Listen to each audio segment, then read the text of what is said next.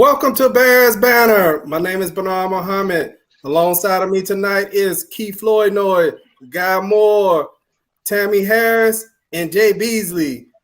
How everybody doing tonight? Great. Good. Y'all doing great? Outside of this rain, peachy. Okay. Hey, before we get into the show, I would like to say happy birthday, Tammy. Happy birthday, Tammy. To you. Thank you. Happy birthday to First you. lady of Bears Banner in his house. Thank you. There you go. Happy birthday. There you go. Yeah. Yeah, let me cut that off before we owe some money to Stevie. Wait, Right. how do you not? We do not own the rights to this music. Right. We'll go with Right. that, Keith. Right. They've been muted on Facebook. That little 2010? part. What's that? You're 10 years old. 30. So sorry. We'll go with that. Okay, all right. He's 21 with 5 years experience. Okay. Yeah. Happy So birthday, makes it Tammy. 26. Thank you so much for Thank being gracious to give us at least an hour of your birthday celebration time. I know you got the crew over there about to get into some videos after we get off this They're on their broadcast, so way. we're thankful for you. They're not Pardon me? here yet. They're on their way. Oh, they ain't there yet? Okay. So what you got planned? Just have some food, some drinks, play some cards, listen to with some mute? music. Oh, old school. I'm very low key. I was talking to a friend of mine who's from Chicago, but he happens to be down here, my old musical director. And he asked me what was I gonna do, and I said it, and he was like, "Yeah, that sounds like you." That sounds good to All me, right. though. I either That do sounds something good to me, though. really small and low key, or I do something really big. Kind of like really no in between. Okay. As long as Yeah. you do it the way you want to do it, that's all that's important. That's all that matters. Have That's fun all with that matters. Right. Absolutely. Yeah. Hey, Tammy, we was talking off the air, and before we get to the broadcast, want to ask you, what is one of your favorite black exploitation movies? I know you was born in the 70s, but what was one that jumped in your mind that you? Well, I have to say that I like the one that has the woman that I'm named after in it. So I like Cleopatra Jones. Oh, okay. Because I was named after Tamara Dobson. Look at that. So, but other than that, I mean, I like Pam Grier because what was that movie called? What's it called? Coco. What's that movie called? Foxy Brown. Foxy Brown. It's a whole lot of It them. wasn't It's a whole lot of them. Foxy Brown. It was Coffee. Oh, you said Coffee. Pam Grier. Coffee. Coffee. Yeah. Oh, okay. Coffee. Sorry. Oh man, my You blood know, the pressure went interesting up. She thing- just said Pam Grier movie, man. I know, right? Yeah. I know, right? I just got on 10 real quick. She said Pam Grier. I was like, ooh. Right. My brain went to cocoa because I don't drink coffee, so I'm like that hot stuff. Pam Grier made all us what grow the up too interesting fast. thing is the influence of some of those characters and just the people in those movies that carry over about maybe 10 to 15 years later into hip hop. That was interesting because I was watching Hell Up in Harlem, and Fred Williamson's father, they start calling him Big Papa. Mm. You know, you think about it, and then on this club it had Biggie Smalls. And that's what's his name from Good Times, And right? so if you think about that, he Wasn't took it? that whole thing from probably that movie. He took Probably. Big Papa and Biggie Smalls and named himself both from the movie Hell Up in Harlem. So it's a couple other things where you see and you're like, man, look at the influence of some of those movies. But I just thought about that, you know. Hey, but real quick, you know what's interesting as well? As adults, you know, we watched it as kids and maybe young adults. We kind of went through it, thought it was cool. But as you get to be a more seasoned adult and you go back to these movies and you start looking at the cast, I mean, you know, it's just amazing. Like Harold Nicholas, one of the Nicholas brothers, one of the most profound dancers, troops in the history of modern dance was Lil Seymour and was it the Bill Cosby Sidney Poitier movie? Remember, he's like, I'm Lil Seymour and I'm Big Person. And they, you know, and there's just so many different people. And as you look at it, and the interesting part that I like to see too is the fact that when it came to Mac, Max Julian was a theatrical, he was classically trained. And you hear these guys talk, you expect to say, well, dog, I did this movie, man, and it was just so groovy. I had my vines on, got my cash, and they asked me, says, well, we tried to do a few things here, and nevertheless, we had participation from the entity here, and I'm like, that's what's up. You know what I'm saying? So it was beautiful to see, but I know, let's get to this thing here. Yeah, hey, thank everybody who's watching us on Facebook, YouTube, and Twitch TV. Today is Tammy's birthday, and we were just talking about black exploitation movies to kind of get out of this bitter taste out of our mouths from Sunday's game. But as far as Sunday game, we just do a brief recap. I believe the score was 38-3. 38-3. 38-3. As far as from a personal view, this is one of those games where you just burn the film. I mean, and you just kind of forget it happened. Jay, do you have anything from that game that you wanted to recap? I mean, not really. I didn't watch it. I was actually on the road on my way back. I listened to it, on the radio. And by halftime, I was so disinterested because I was mad. Had I been watching it and just seeing what I was hearing versus watching it would have been kind of like disastrous for me. So, like you said, just burn the film. There's nothing good that can come out that game. Although, Tammy, it is your birthday and I ain't gonna pound on you, but you were saying they should have took Justin Fields out. No, they shouldn't have. Let him take them lumps.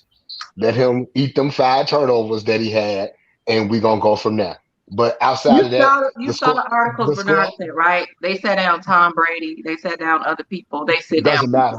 Doesn't matter. I still doesn't matter because guess what? If you put Andy Dalton in, what is that? What is that going to prove? The game wasn't winnable. It wasn't winnable. So you let him take those reps because he needs those reps. They sat down more experienced quarterbacks than him. And Bernard shared them. But to me, it doesn't matter. I just think that they did what was right. Let him finish that game and let him get that experience. Let him get that taste of what it feels like to be defeated. The game was actually closer than I actually thought it was because I predicted 42-10, and they didn't even score 10 points. So outside of that, it ain't nothing to take away from that game. Nothing at all. What about you, Tammy? I think he got the feeling of losing. He would have still had the feeling of losing. But I really don't have anything to say about that game. I want to wipe it from my memory. I wish I had that pen from Men in Black, so I could erase it from my memory. That game was horrible. It was embarrassing. It was a disappointment. And I know that this is a season where we're getting stuff together. I know that. And so I know we're going to have some difficult games. But I just don't want them to be embarrassing. We're going to lose some while we work through some things. I just don't want to ever be embarrassed like we were. See, but you know what, Tammy? You said something a few shows ago that just kind of really rung true for me. It's like you can accept it if somebody loses, but they play their butts off and they play hard and they come to play. But when guys just kind of like, it just stings even more because it's almost like you can't say, well, they were overmatched and all that stuff. It's like sometimes you feel like you give up, like on the they stopped them on the goal line. Like I said, I was like, yeah, okay, at least stay in it. And then you just turn back around, just more mistakes, and I could just look at guys, and guys just look like, and that to me bothered.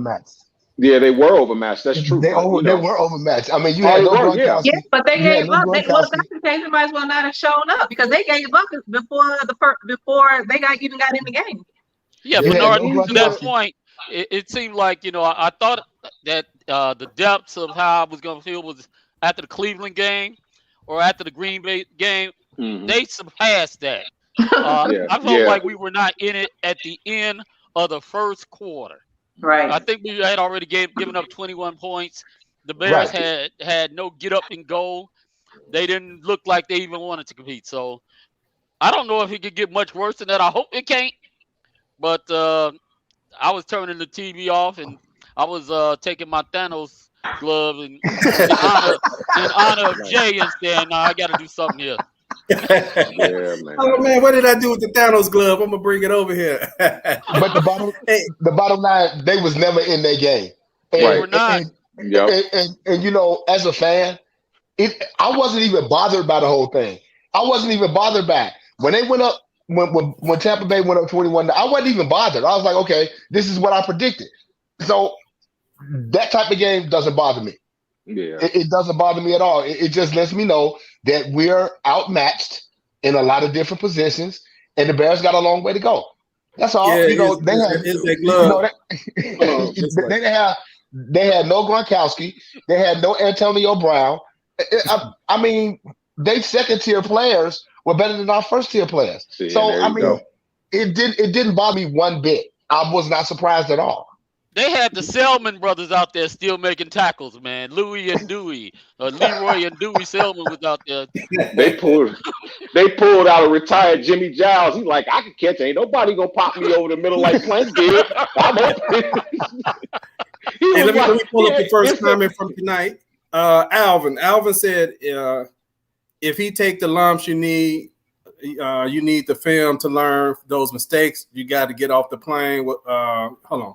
They got off the plane without a plan from the coaches. His interceptions are really being sacked was all on him, but it was just Justin. They fell across the board in all phases from the opening kick. Okay, that's interesting. That interception was not on him. Then it said, at least Herbert was effective again. Hey, let's move to this one, then we can come back to this game. Yeah. The first thing we want to talk about, what do the Bears need to do to beat the 49ers? 49ers actually coming off a 4-game losing streak right now. Mm-hmm. So the Bears got an opportunity to make it 5. What do you see in this game that the Bears could beat them? I think they could take advantage of this losing streak. Team style, I mean, we saw last year with the Bears when the Bears went through the 5-game losing streak. When teams start going through losing streaks, players doubt the coaches. They doubt, they just start doubting everybody. And out there in San Francisco, they throwing them under the bus, man. They throwing, they just throwing them under the bus. They like, hey, they don't know what they're doing. Management don't know what they're doing. Then they gave up all these picks, to get Trey. Was it Trey Young? Trey Lance. To get Trey Lance, and now we got Jimmy G. Then he's hurt, and this and that. So man, they don't know. Guess what? That almost sounds like the Bears. You can almost take up the stuff that the people are saying, and you can just put the Bears and name in it, and you wouldn't even know the conversation they have in San Francisco is the same conversation that we have in here. What you got? It's actually a little worse, right, Keith? It's actually a little worse than the Bears right now, the San Francisco situation, because once again, they traded for Jimmy G. He played them 5 games after he left New England, and they gave him this big contract.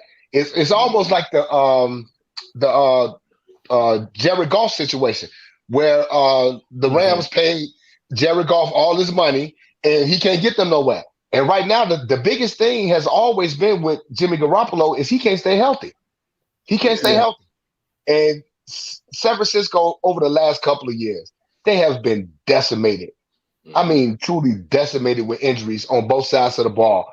So what the Bears need to do is be like mama and put their foot on their neck and grind their losing streak to a 5-game losing streak. You got to run the football, and I'm just going to be so glad when this Bears offense can marry the passing game to the running game.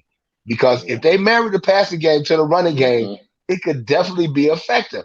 But you got to have time to throw the football. I ain't going to even get into it because it ain't the question right now. Everybody want to talk about the coaching and all of that. But I want to hold these players accountable. They got to be held accountable to execute on the field. Can we get some execution on the field? I'm all for executing them on the field. What you got, Mike? What can the Bears do to beat the 49ers? What do they need to do?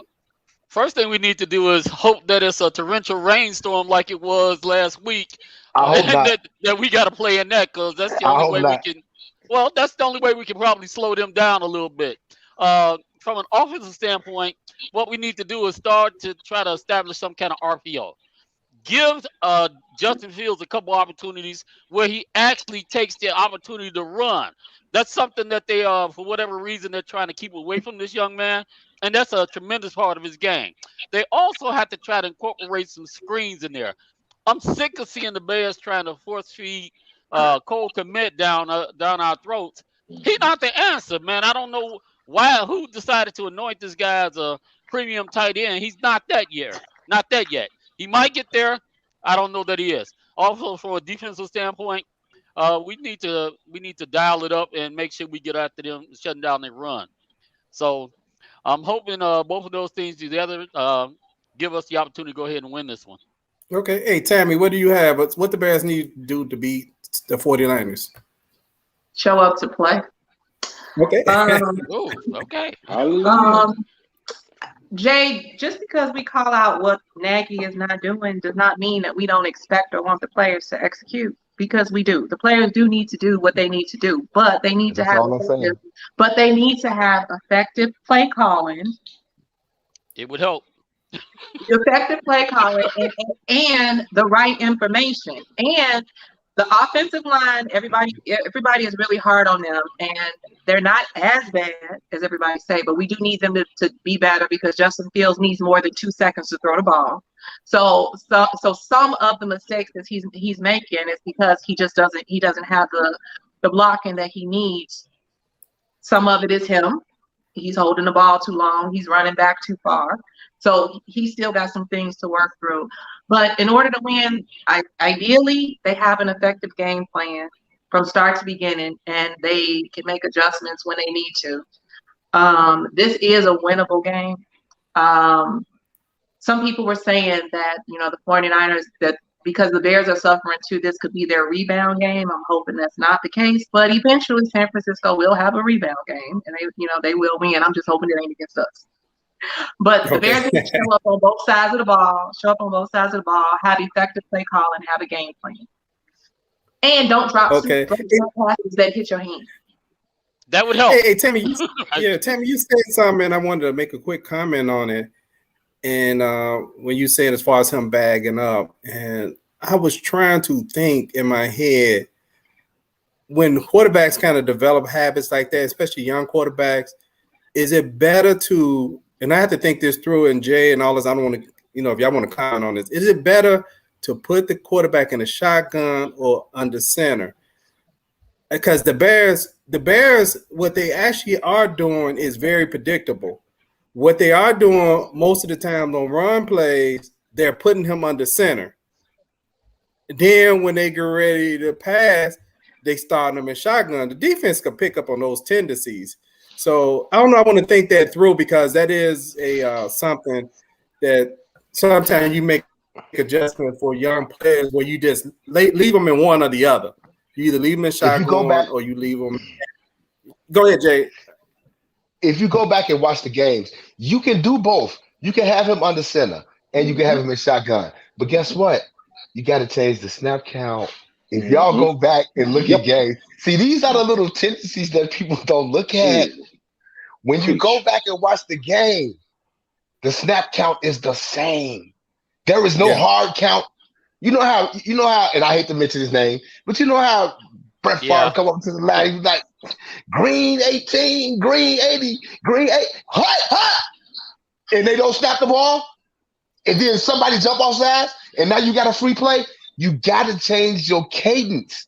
Change the snap count. If you go back to all 7 games that the Bears have played, when Justin Fields is in the shotgun, it's the same snap count. Okay, that's a great observation. I see that sitting on my couch or see it sitting in the stands. You gonna tell me the defensive coordinator for the Packers or the defensive coordinator for the 49ers or the defensive coordinator for Tampa Bay, they not seeing that? I see it from my couch. You gotta be able to change up stuff, and that's what they're not doing. That's why Justin Fields is having all the pressure because there's no changing of the cadence on the snap counts. I was. That's a great, excellent observation and point. And I was looking at it more from the point of him not stepping back, and I was thinking of more probably being in the shotgun, where if he catching the shotgun, it's really no reason to move another step. But a lot of times with young quarterbacks like that, they don't really understand the pressures and all that. Sometimes they take whatever it is a 3-step drop or 5-step drop. And sometimes what they'll do is they'll come from the center and they'll go a 3-step drop. And then when they start reading, they'll step 2 more steps back because why? They'll see pocket movement. And then they start feeling like they need to get more space. So they'll just bag up. And that's why there's a tendency for younger quarterbacks to bag up a lot. And they sometimes run themselves into sacks. But, veteran quarterbacks step into the pocket. And sometimes, those guys just run right past you. But that was just something that was kind of like, I can't fix, I was just trying to think of something she said, like, could they change it from under center? Because, a lot of quarterbacks when they're young, they just play one or the other. They either in the shotgun or they under center. They don't keep, they try to get them into one habit first. What was that, Plank? Well, one of the things that makes a lot of sense. However, I looked at the film on the last game. I really didn't want to look at that, but I had to. And he got sacked. Those 2 fumbles, they were on him in less than 2 seconds. So we can start talking about, well, he didn't back up. They're on him in less than 2 seconds. He didn't have an opportunity to do anything other than catch the ball, and they almost beat the ball to him. So that's absolutely something that's a fault on the scheme. Jay brought a great point up, talking about the cadence and not trying to change that up, and the predictability. So there's a lot of things that need to be changed from this offensive standpoint. Yeah, Plank and Jay, they're both are great observations because sometimes teams definitely going to get a good pass rush if they know what the count is, right? Because you think about it, and that's why big guys, they really would prefer run blocking because it's a little bit more simpler. But, pass blocking, you bagging up, trying to block a guy who may be, running, he's stunned, using his hands, spinning.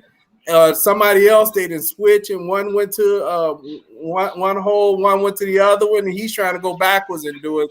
So those guys are very athletic to be that big. So it is a lot of stuff that happened on the line that, everybody just had to be in sync. But there's no reason that you have consecutive games that the quarterback, I know we're kind of off the subject for a second, but the quarterback think there's a penalty and it's coming from the coaches. That should not happen at all. I mean, maybe it happened once, Criminal. But twice, week to week. What you got, Guy, about this? How can they be? Okay, here's the deal, and I think a lot of times people take cat in the hat and turn it into an actual astrophysicist book. Jay said something that was spot on. First and foremost, every team in the league knows what plays you have as far as formations, what your tendencies are, and what you are. Common sense that tells you if you have a single back that's 7 yards behind the line of scrimmage, it is going to be a run play. So if you know it's going to happen, what do? If you keep running that play, the defense is like this. Yeah, let's go. How do you draw them offside? They ready to come over. Back 59, right here. Boom. That's one way. Number 2, when you're a kid, the one thing that you have is you have trust in your parents, that your parents are going to always make the right decision. If your parent has got you side by side, now holding your hand, you about to cross the street, and your parent says, okay, let's go. And you walk out in the street, get hit by a bus, you can say, well, that child should have seen that car coming. But if that child has trust in that parent, then a lot of times they're going to go and say, okay, well, my parent's not going to set me up. What does that have to do with Justin Fields? Rule number 1, you cannot, I repeat, you cannot be in the ear of your rookie quarterback telling him it's a free play, it's 12 mil on the field, and it's not. Right. You can't. That's the stupidest thing I ever heard. And it makes me angry. I'm going to get into a little more later. How did the Bears beat the 49ers?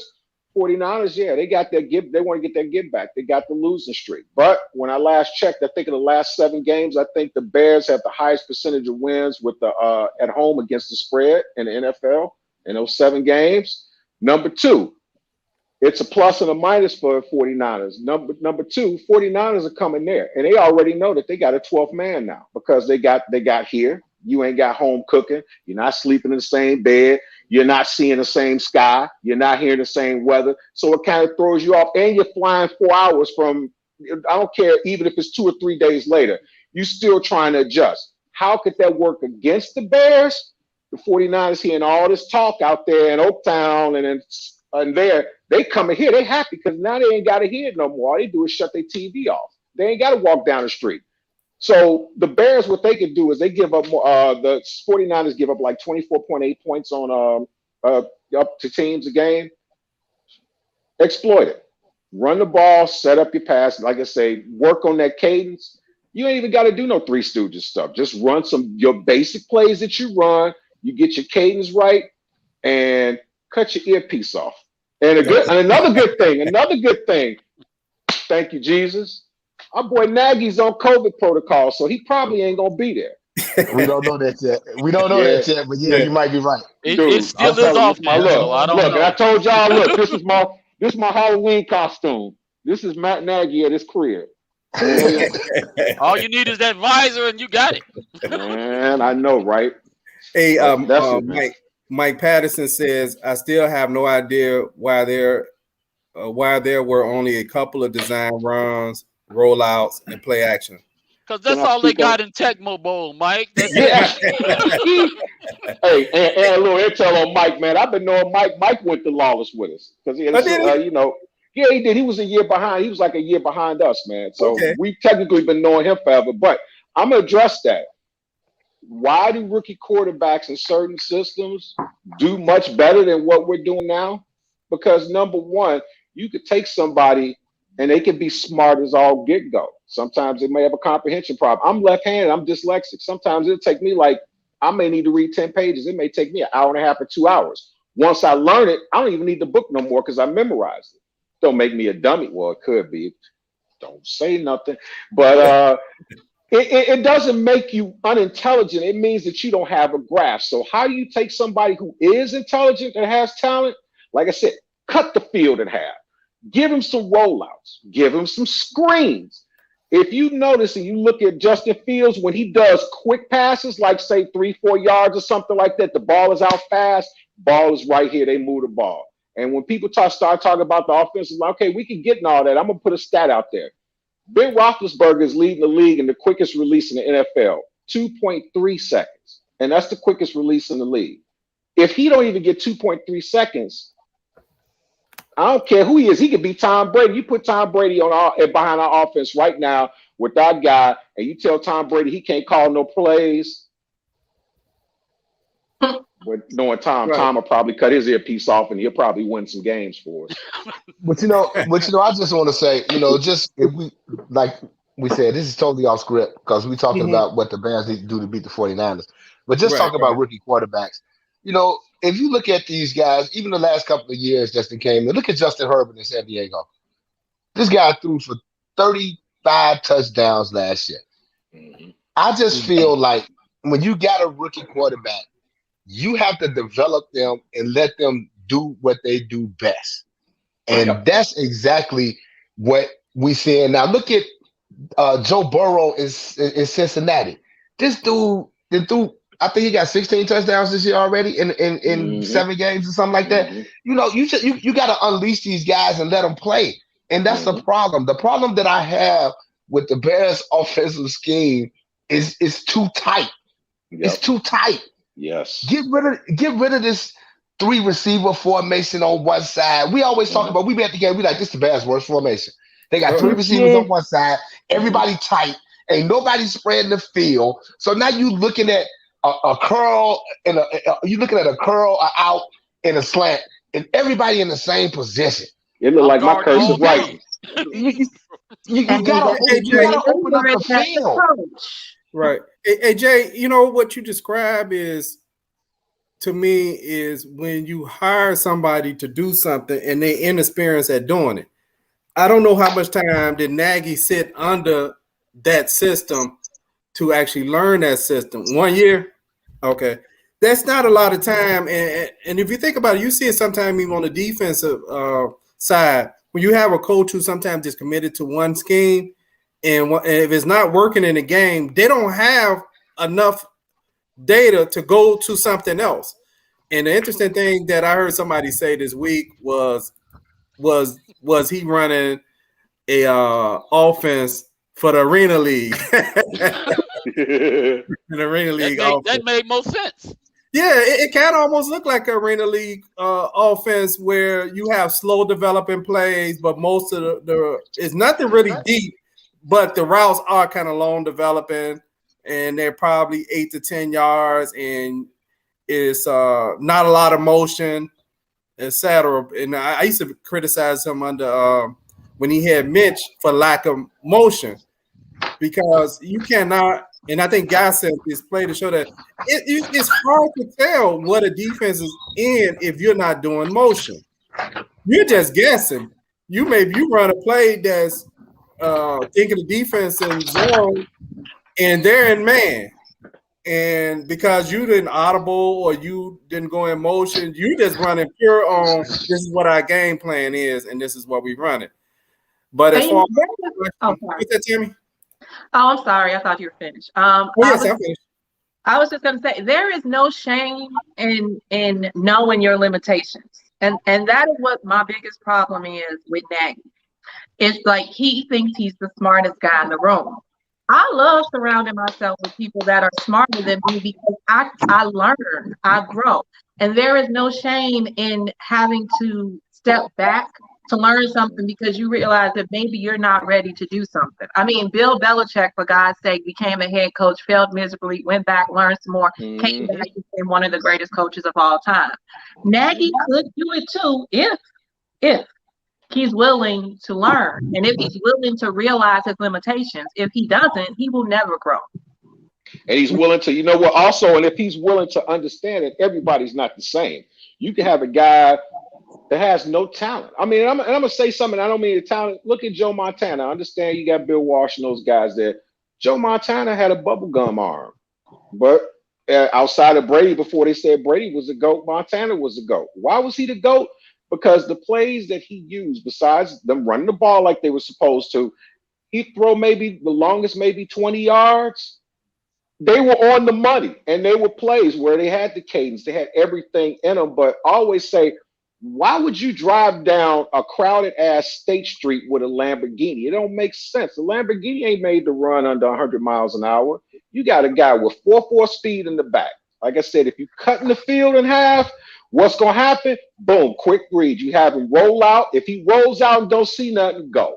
Holding the ball, and as I said this before, there's an adjustment that he has to make. I don't care how smart he is. Remember, he was at Ohio State. He plays a game. He leaves the game. He goes back to school, goes to school. He ain't got none of that. He's eat, drink, sleeping, living football. That's all he's doing. And in his mind, he's seeing everything's faster. It's still an adjustment. So as an offensive coach, a guy that's putting him in there, I'm going to take what I see in practice and see what he's great at and what he can be consistent at.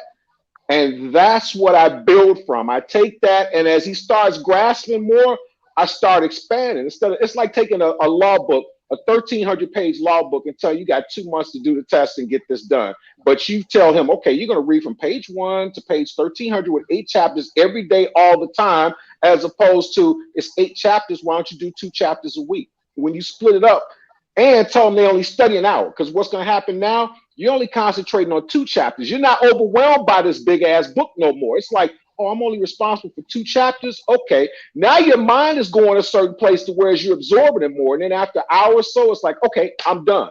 You'll retain more. If you throw a whole book of stuff at him, oh, he's a smart guy, he's going to figure it out. What is the first thing he's going to do when he snaps the ball? He's going to spend 99% of his time trying to think. And that's when it goes down, you know. So put him in a position where he can succeed. He just gave everybody input into the Lynn Bloom way of thinking. So, but you know what? I'm gonna take and real quick on that. I read this thing about Japanese culture. Look at the Suzuki Method. The Suzuki Method is basically you had these little 2 or 3 year old kids playing like virtuosos. They're not putting a violin in them, having them up in class for 5, 6, 7 hours a day. They put a violin in their hand, give them 30 minutes of practice a day. Because what happens after 30 minutes, your concentration starts to wane off a little bit. You give them 30 minutes to say it's gone. Now you're absorbing more. So if you give him little snippets, take what he does good and what he's good at. One, he's got a laser arm. He's accurate when he's got the time to throw, and he's got 4.4 speed. Like I say, take that, start little, and as he starts getting good with that, then you start expanding out instead of just throwing it all at him. So now it makes it seem like he doesn't know what he's doing. So, and I'm gonna get into that whole is he ready later, but I'll explain that too. Yeah, hey Tammy, you mentioned earlier that Justin Fields. I know this is off topic as far as I know. We're gonna get to our predictions in a few. You mentioned that Justin Fields holds on the ball long. Why do you think he holds on the ball long? Why? Well, because he's looking for a big play. He wants to make something happen. He wants to prove that he's great, and I get it. He's looking, instead of taking somebody that's available that might give him the first down that he needs or the yardage pickup that he needs. He wants to be explosive. He wants to be spectacular. He wants to prove to everybody that he is with you. So sometimes the best way to succeed is to just take it a little bit at a time instead of thinking you got to do it all at once. Okay. Hey, Plank, why do you think he holds the ball long? I think because they're not actually, first of all, the receivers aren't getting open. You got a whole lot of receivers out there that are either not getting open, or what's happening is a lot of these routes are being grouped together. You were talking about Matt Nagy's offense. I'm thinking about this from a defensive back standpoint. If you got 3 receivers on the same side and you have all 3 of them running the same zone, guess what? As a DB, I can guard all 3 just by standing in the middle. Yep. He's making it way too easy. He's making it way too easy not to have an open option. He's not throwing any running backs up underneath the coverage. He's not doing a lot of basic things. And I'm talking about Nagy as well as Laser. They're not doing a lot of basic things to give him a very easy read and easy throw to make. They're giving him a lot of throws that take 2.5, 3 seconds to form. So by the time he sees it ready, he's already toast. But sometimes he doesn't pass up on something that's there or something that's bigger. Yeah. After you get hit in the mouth once or twice, you'll go ahead and take whatever's there. So. Yeah, I'm sorry. Jay is actually having some difficulties right now. He keeps dropping on and off. So he's trying. There he is. There he's not. Sure, too bad Jay couldn't be a receiver. He just disappeared on the line of scrimmage, ended up on the 20-yard line. Just throw it to the 20. This is Jay. Hey, guy, on that same question, while we wait on Jay, why do you think he holds on the ball long, guy? Because he gives a damn. You know what? He's gone through a whole thing. It's just in his demeanor. He cares. And he feels like, you know what? He's one of them guys that cares so much to where he feels like one of the main reason he don't look around his teammates. And if you even looked at him in his demeanor at Ohio State, guys would screw up. And the first thing he'll say, well, I got to do a better job. He cares, and I think that he's trying to put all this on his shoulders, which is not fair, number one. Number two, he's thinking too much. Like I said, they're giving him so much stuff, he's just regurgitating. He's like, man, okay, I got to do this. Yeah, receivers can fall and all that stuff, but we've seen too many offenses where we've had offenses that were even worse than ours as far as the personnel, and they're able to move the ball. Because you know why? They wasn't doing none of this old flea flicker stuff. They wasn't doing none of this crazy play. Get you a single back. It's a single back. You either run it, you work on the cadence. But I just believe that he cares a lot, and the losing gets to every rookie. Because if you go to a program where you're like top 5, you ain't lost since high school, you know. And now you go into a culture where you lose 2, 3 in a row.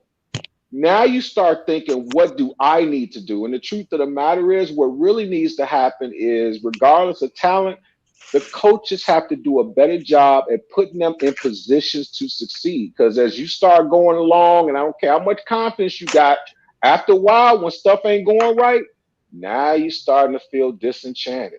You know, they got to kind of get his morale up. Just like they say, you know, get him a little quick plays. Give him some quick plays. Once he starts making completions, even if it's 2 or 3 yards, in his mind, he's making 2-3 consecutive completions.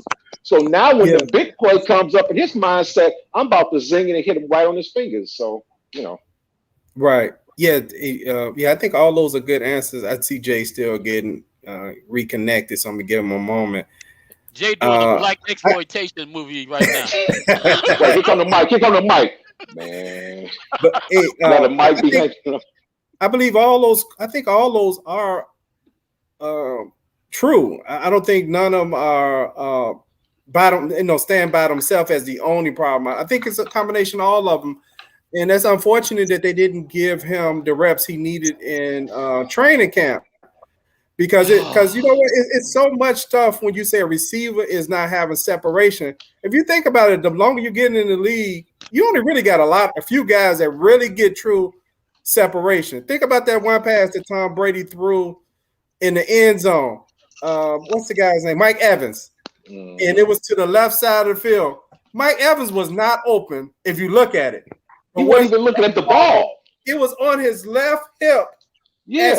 Coming out of the break. And he just turned around into the catch. And exactly. It into the end zone. I know that's a veteran throw, but that's stuff where the quarterback and the receiver has had time in off season to work on stuff like that, like what Jay talked about, different things. Matter of fact, it wasn't Jay, it was D Hamp when he talked about receivers like, hey, I'm about to change my route to this. But that's one of the things that happen, by maybe hitting on the quarterback, hit on his head and tell him where to go. But if you don't have that off-season training together, then it kind of mess up all those things where receivers, you got veterans that you're playing with who he's looking at the guy on how he's guarding him. And so he's running his route. He see this guy bailing out. So he's thinking, okay, I'm about to turn around and stop and do a button hook. The quarterback sees this. Then he stops. And the quarterback actually throwing the ball up the field, which sometimes actually do cause receivers to fall down, right? Because they was breaking out of their route thinking, I'm about to break my route down. Then they turn around, see the ball coming, and they're like, whoa, it's going the other way. But that's why I agree that the Bears, Nagy did him a disservice. Not. This job should just been his in training camp. This job should just been his job. And guess what? And gave Andy Dalton maybe 10% of the reps, just in case you say, well, you know what? He just not ready, but we gave this guy 90% of the reps, but he still don't have all the language. So Andy's a vet, and we're gonna start him a game or two till we get ready. No, he threw all his cards in and had him on the sideline, shadowing him. And in one sense, now he's actually, in my opinion, he's actually going through training camp right now. He's going through training camp doing games. And that's why you're having communication issues.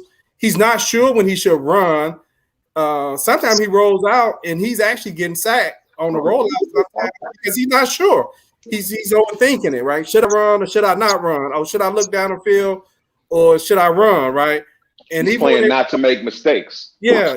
And even when they run those read zones, he hardly ever keeps it, take it back out. After a while, defenses figure that out. Well, he's never going to pull it out and run. So that's some stuff too of just not kind of uncertain. And that's probably with all other stuff y'all said of why he holds on to the ball. It's probably a combination of everything that everybody say. But Jay, you didn't answer that question because I know you was off. Why do you think he holds on to the ball long? He holds on to the ball too long because he's unsure. He's a rookie. He's unsure. He wants to do what the coaches say, which is stay in the pocket and throw the football. Yep. But guess what? I'm not a stay in the pocket, throw the football kind of guy. Ding, ding, ding, ding. I need to improvise on what I see on the field. Just because you see it from the sideline and you calling it from the sideline, that's not actually what's going on the field. Y'all heard me say this before. Call the game that's in front of you and not the game that you want to call. So that's why he's holding on to the ball too long, because he's a rookie and he's unsure. It's like to use guys' terminology, it's like a parent and a kid. You want to appease your parent because they asking you to do one thing, but then you yourself like, I love my parents, but guess what? I think I might make this decision because I feel that it may work out for the better. So that's why he holds on to the ball too long. He's a rookie and he's unsure, and he's trying to do what the coaches are telling him to do instead of just going out and just balling out. It's going to be interesting to see because if Nagy got what, 2 days? What's today? Friday. He got another day before he go either be on the sideline or off the sideline. And the word from Hallis Hall, what I've been hearing, as far as Justin Fields and the receivers talk about, you know what? We gonna run this. We finna do some stuff that they ain't talking about. So it's gonna be interesting to see how this all play out. You know what it is? I think it's that microphone instead of like say the nickel coming up, guy coming here, zone, man, audible out of this, or this is coming. They probably playing some Migos in the headphones. That's probably why. But they should. If you got I just don't understand how is it that he's got a mic in his ear. You got guys up in the box. You got people out in the field. Why are like certain things happening and they're not putting it in his ear? But y'all know that. But just to let y'all know that mic in his ear turns off at the 15 second mark. Yeah. So after 15 seconds, 15 seconds to 0, he don't hear anything. So. Oh, okay. I never did that could be a problem too. Which is why 15 seconds is a long time. And me as a quarterback, I can look and be like, okay, that's what Nagy said, or that's what Laser said. But guess what? I see this. Allen Robinson, I got a signal over here. Mooney, I got a signal over here. Mm-hmm. When I do this, you gonna do this. Mm-hmm. So they got to get to that though. They got to get to that. Yeah. Because you know what? He's I believe he's probably analytical thinker, and I notice when people are analytical thinkers, sometimes it takes them a minute in sports to adjust, right? Because they're processing stuff. Then after a while, they get it. They on the flow, but at first they're thinking about it. All right, they're like, okay, this here, and I'm trying to process all this because there's not enough information to draw on. Because football, any sport, not just football, but any sport, you play off muscle memory so much. It's just instinct. And think about what teams are doing right now. They're coming just put guys in gaps just because they know you're a rookie.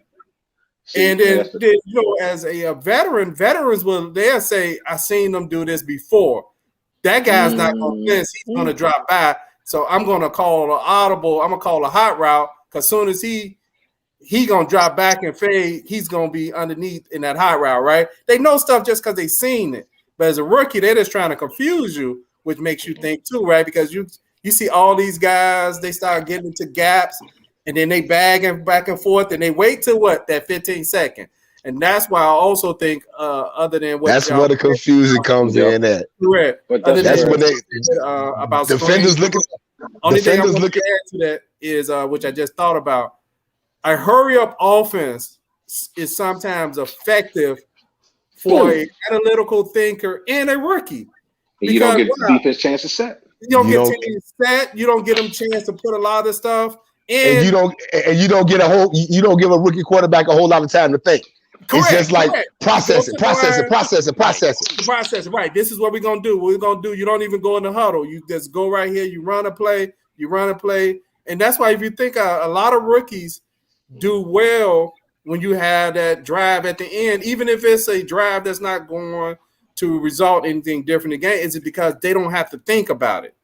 They're just running the play. So you want to cut down him thinking by allowing him to process stuff faster. Hey, let me move to this because I know we actually moving a little slow tonight. Hey, the records are Gav is 5-2, Jaye 5-2, I'm 4-3, Quick is 4-3, Plank 3-4, and Tammy is 3-4. Hey, let's go to the injury report. Okay, the injury report. Oh, Plank, you I don't see it down there. I'm sharing the screen now. Okay. Hey, Jay, you want to do the injury report? Sure. Okay. I already know Khalil Mack out. That ain't good. That ain't good. That's not good. Here we go. Okay, Plank, expand that for our old man. Thank you. I didn't do this. Oh no, let me go the other way. That way. We got Akeem Hicks who's questionable with a groin injury. Khalil Mack, as I stated, he's out. Tayshaun Gibson is questionable with a hip, which is not good. Although I do like what I saw from DHC last week. Jermaine Ifedi, he's on the COVID list. Jimmy Graham is still on the COVID list. Trent Williams, the great offensive tackle for the San Francisco 49ers, is out. So that could hurt. That could help us. Maurice Hurst is out. You got D Ford with a concussion. He's doubtful, which will actually help us in the run game because he does stuff the middle of the defensive line for the Niners. Jaquicki Tart, the safety, he's out, which could help us in the passing game because he won't be available. And then you got Alcir with a concussion who is doubtful. That brother's name is Jaquiski. Wow. Jaquiski Tart. Yes, it is. Jaquiski Hey, Plank, Tart. go up a little more. I think it's one more name under there. I'm not sure. It's a guy from one of the defensive ends for San Francisco out for the season. Okay, they just announced him out for the season. I'm trying to remember his Jock something. Where I can't remember his doggone name. Yeah, it's not the Jaquiski guy. So the bottom line with the injuries, I mean, we got injuries on both sides of the football. This is a game that the Bears could take advantage. Like I said, to me, these teams are evenly matched, although I think San Francisco's roster is a tad bit better than ours. Yeah. But this game is an evenly matched game with the injuries and with the Bears playing at home. I'll hold my prediction until we actually talk about predictions, but this is a winnable game. Tammy said that earlier. This is a winnable game for the Bears. Okay. Hey, let me look at some of the matchups that we have here. Let's add that to the stream. Okay. Get my reading glasses so I can see this. I don't know what I did with it. Yeah, I may have to let you do this. I cannot see it, guy. Just say 30 seconds. I can see. Okay, yeah, we're just say 30 seconds, 30 seconds, 30 seconds, 30 seconds. Just wait 30. Just say 32. Offense just say 32 seconds. Yeah. Right. Average points per game, 14.4. Average rushing yards a game. Was it 131? Average passing yards a game, 124.6. The defense ranked 11th. Allows 23.1 points per game. They average 122.1 yards rushing per game, and they allow 219.7 passing yards a game. On the other side, with the Niners, their offense is ranked 18th. They average 22.5 points a game. Rushing yards per game is 120.2. Their average passing yards per game, 233.3. Their defense is ranked 6th. They allow 24.8 points a game. Their rushing average per game is 119. They allow 205 passing yards. And scroll up a little bit because I can't see the bottom. And I guess that's all. That is about there it is. But they're giving up 20. But regardless of the yards, they're giving up like 24 points a game. So they're giving up 24 points a game. And our beloved is scoring 14 points a game. And we need to get in the red zone. That's how you get a guy where you don't have to have a whole lot of yards and all that stuff. And just like I think B talked about it too, or you guys were talking about their inability to get in the red zone. It's key. If we get in the red zone, we can get off. Mm-hmm. But we'll see. Okay. So we are in the Facebook group, which is a Bears Banter Talk Show. We do a poll every week and see what do the people on Bears Banter Talk Show, what do they have as far as in the game, who they pick. And Tammy, what do you have for that? We have about 86% of our people this week going with our Bears. 14% going with the 49ers. We have a couple people who are our leading prediction winners, and that is Mark Chin and Claude Bassett, I believe. Claude Bassett, go ahead, Claude. Good job, bro. They are both 6-1. In this game, the Bears are a 4-point underdog with the odds makers, and our fan base is saying that we're a 6-point favorite. The average score overall between what everybody picked, we expected to end about 20-14 overall. Of the people who gave scores, not that many people that who picked the 49ers actually gave a score, but Paul Cunningham, who goes against us more than he goes with us. He picked the 49ers to win 20-14. James Williams, he's about, pretty even with what he normally picks. He picks the 49ers 21-14. Tony Wells, guy, I found out yesterday, I think it was, that this is a mole that you got in. Yeah, I did. I'll explain why. He's not really a Bears fan. So he's picking the 49ers 17-14. I told him as long as he's not a Packers fan, we might let him stay. So but he knows his football and stuff. He's an educated. He'll educatedly troll you, but he'll give it up when he give it up. But I did it for a reason. Wasn't that bad? It wasn't that bad. And Andre Hampton picked the 49ers to win 28-17. We had some of our tried and true Bears fans. Michael Baker, he graduated with me. He's gonna always pick the Bears no matter what. He is one of those blind faith believers, and he does challenges where I think he did 50 push-ups when we lost to Tampa Bay. And unfortunately, he bet on the game last night, so I think he had to do 50 more because Green Bay pulled it out. Russell Unbelievable. Russell be the big buff dude you see. So he's the buff dude you see every time you see him around. Okay. Russell Baker, kind of, he picks them kind of evenly. He went with the Bears this week. We had Zenora. She picked the Bears this week, 24-10. Derek Smith picked the Bears 17-10. Reggie Hammond picked the Bears 24-14. You see some of our other, tried and true people who probably pick the Bears 80%, at least 80% of the time. Reggie Hammond. Who we're hoping that our Bears pull this game out because we could use a rebound after the last 2 weeks. Reggie Hammond, that was my offensive tackle in high school. Oh, is that right? Reggie Hammond. Yeah, Reggie Hammond, wasn't that? He was blocking the blind side of the quarterback. That was Eddie Murphy's name in 48 hours. Yeah, it was. You got to be sheriff now. His name is Reggie Hammond. Mm-hmm. And he was the sheriff in town. He was the sheriff in town on our offensive line too. So I can't say that. Hammond. That's good I stuff. definitely can say that. That's good stuff. Hey, I'd like to thank everybody who's watching us tonight on Facebook, YouTube, and Twitch TV. And everybody who's watching us tonight, we'd like to say again, happy birthday, Tammy. Happy birthday, Tammy. Hey, let's get down. Hey, Sharon Patterson said they're going to rebound. Also, we need a rebound. Michael Patterson said his confidence and rhythm is not there simply because he has no time to throw. That'll do it. Also, we have a Facebook user. Matter of fact, I'm gonna do a share a screenshot on the next show to show people who are viewing it from the Facebook page on what they need to click. They have to click something so their name will show. They actually have to give permission for their name to show. So the people names that we see are people that are either like responding on my page or one of y'all pages. Okay. But in the group, they have to just click a permission thing, and it allows them to show their name.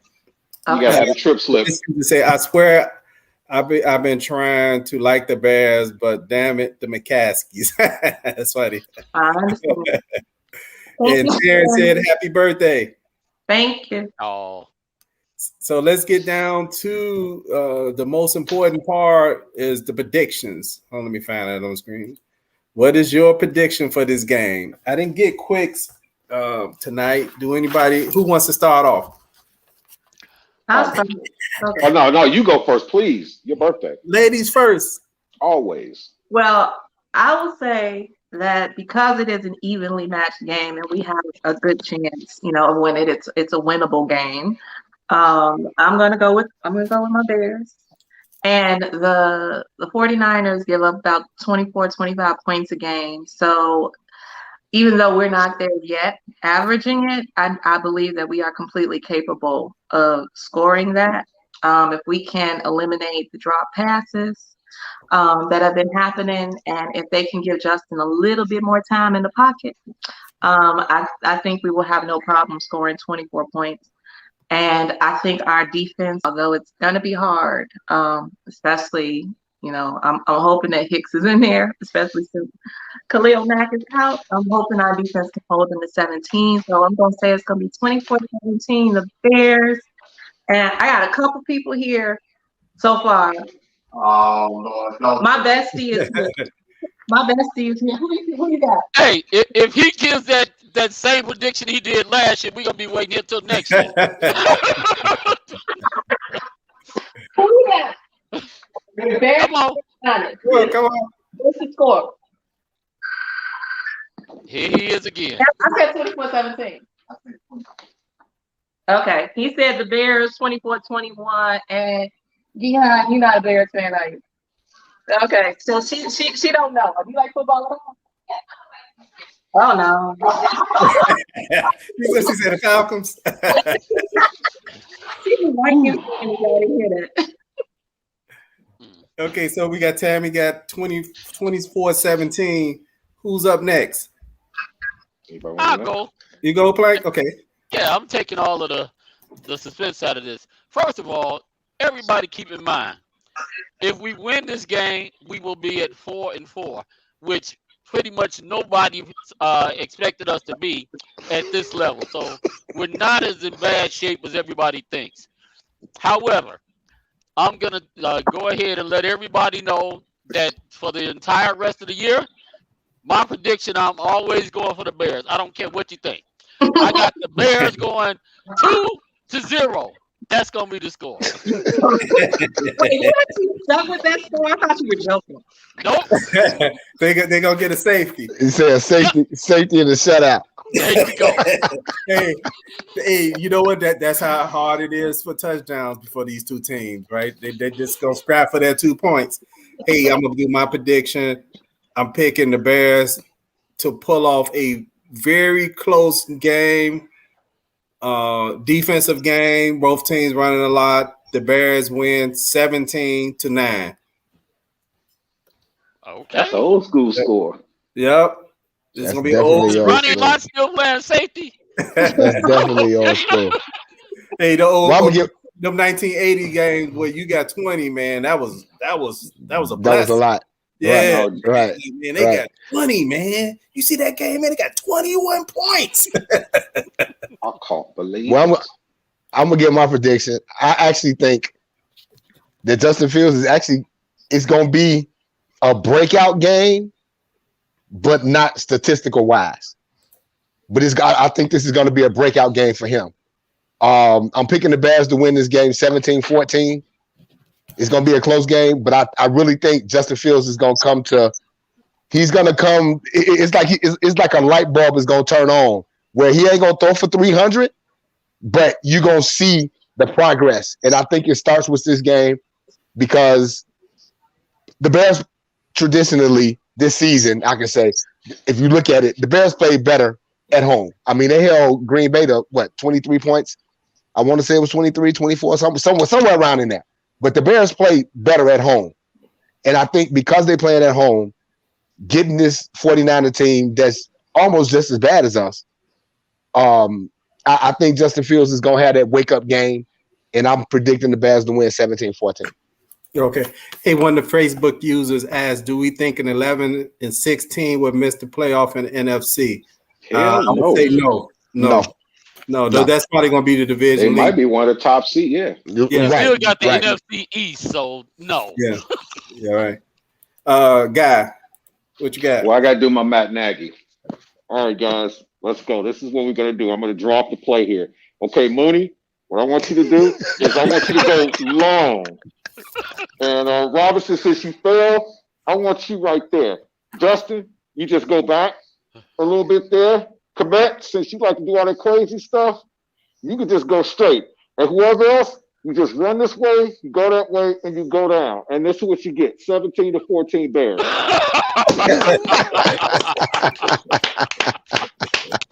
My man. I drew up a good play. It probably worked too. Right. It might. It just might. That was good, guy. A couple of people out there, they got a chuckle out of it. Hey, thank everybody who's watching us on YouTube, Facebook, and Twitch TV tonight, and wish Tammy happy birthday. So let's do it, Tammy. Thank you. Happy birthday. I want to say one more thing. What was that, Tammy? So in this game, Nagy is supposed to be out. Jay, I know Nagy is still your guy. I have no idea why.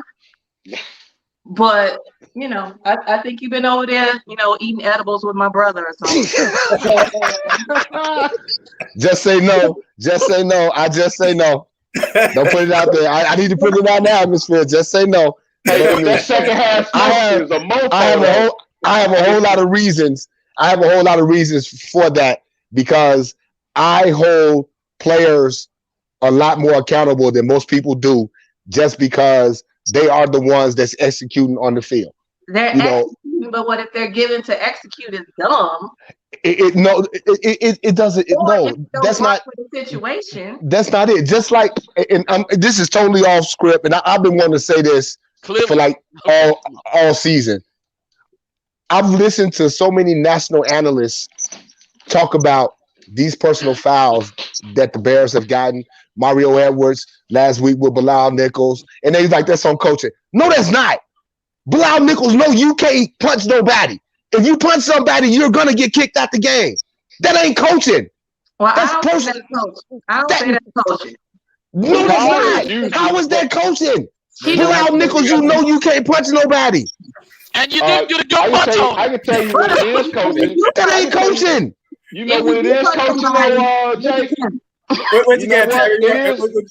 Tammy didn't finish her point. I'm sorry. Go ahead, Tammy. I'm just gonna say, to what Jay was saying, if you do punch somebody, make it count. Make it work. There you go. It is coaching when you're sick and you just say blah. But Jay, Thanos is back. Jay is back. Thanos. You gonna eat your cornbread?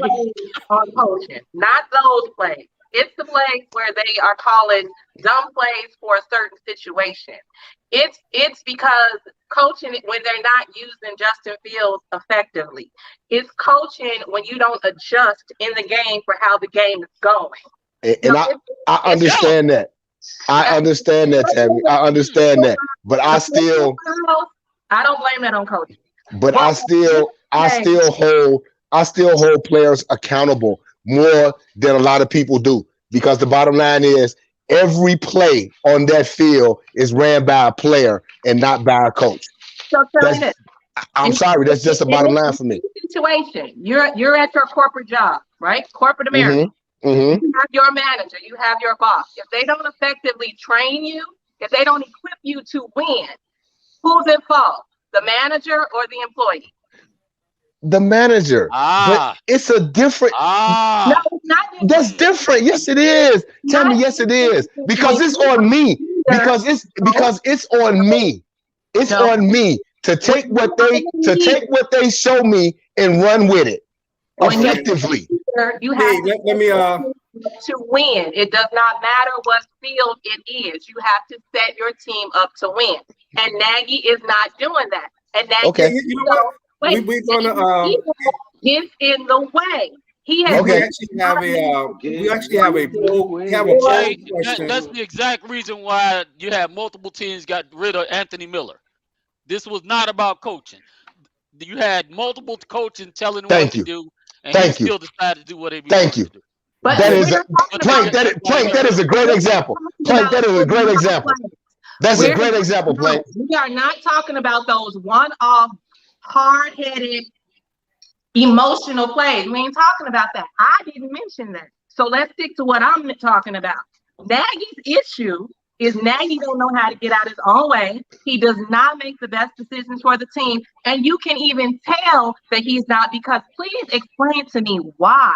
If he is going to be out this game, that it's the special teams coach leading, not the offensive coordinator. That goes according to the ranking of the team, though. That goes according to ranking to the team. We have a poll question on the Facebook page more than him. That's asked: has Nagy lost to? I guess has he lost the team? And we should have the results by Sunday. And we could go back to this conversation. Hopefully, we'll be talking about a victory, but then we'll be talking about the results of that poll, and we could kind of elaborate on what's our opinion on has he lost the locker room, because I see what both y'all said. And both is a combination of both of them, because some stuff is just a knucklehead player, but then sometimes that's where management or coaching comes in place on what they're going to tolerate from certain players. And Bernard, so, one second. Anytime you have your newest offensive tackle have to announce which players are coming back from injury instead of the coaches. Cut it out. Cut it out. Tell you. It's like marriage. It's like marriage. You know what? They both go hand in hand, because you know what? The coaching has a look and see what they have, but then on the player side, when you come in and be a professional player, there's how many players in total in the NFL? Like 300 something. When you walk into the league, there's a certain set of skills and there's a certain understanding that you're supposed to have as far as this is what we expect of you. I just think it's both sides, though. I mean, but why don't we just be friends and just go ahead and party for Tammy's birthday? Get a little party on. Y'all can make y'all my Bailey shake, which I've been making for like 25 years. Ooh, what's that? It's French vanilla ice cream, Bailey's, French vanilla Ciroc. You blend it up and you top it with cream.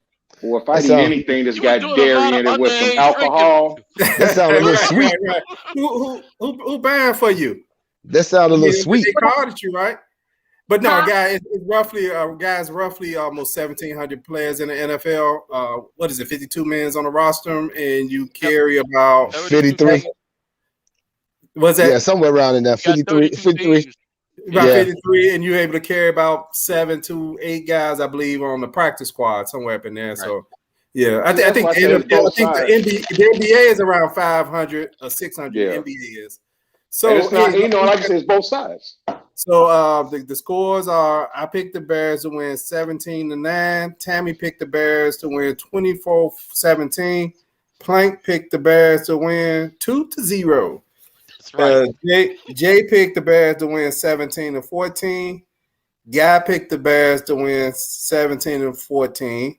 Okay, Guy, we got the same score.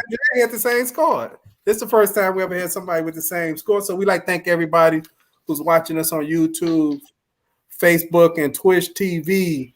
And we're about to get ready to close for the evenings. Are there any more comments before we close out? Go Bears. Yeah. What'd you say? What'd you say, Tammy? I said I still love you, Jay. And I love you too, baby girl. Happy birthday. Happy birthday. We got a difference of opinion, but it's okay. That's what makes the world go round. That's what makes the world go round. But I will say this before we do close with those comments. We have some smart people on this show. I always say that. And it's something that everybody says on this show that I had not heard anywhere else, and I consume sports shows. And somebody else say something on this show, and then boom, all of a sudden you'll see it happen. I'll be like, man, because I'm gonna tell y'all, somebody on the score stole my guru. Somebody stole my guru statement. I heard that. Because I was like, Matt Nagy came here to be a guru, and he ain't got no ru in the guru. Somebody stole that. I heard that, and I was like, okay, somebody listens to our show on the down low, but they ain't telling us. But it's okay though. It's okay. I've been doing sports for years and years and years, so it doesn't even matter to me.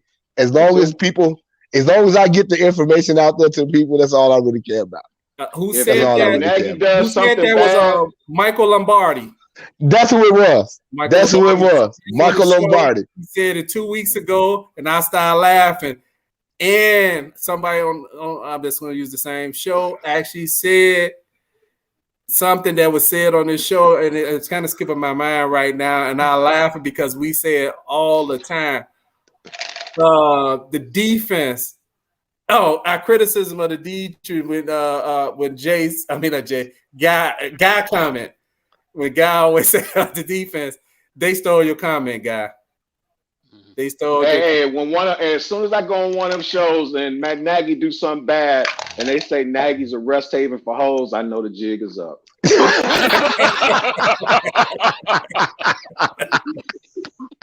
We done went local and international. Right. But it's good though. It's good. It's good. It's all good. Hey, I'm playing music in my this is head, great. so it's for you. So, hey, thank everybody for tuning in tonight. Y'all have a nice evening. And Tammy, have enough fun for all of us. Peace. Happy birthday.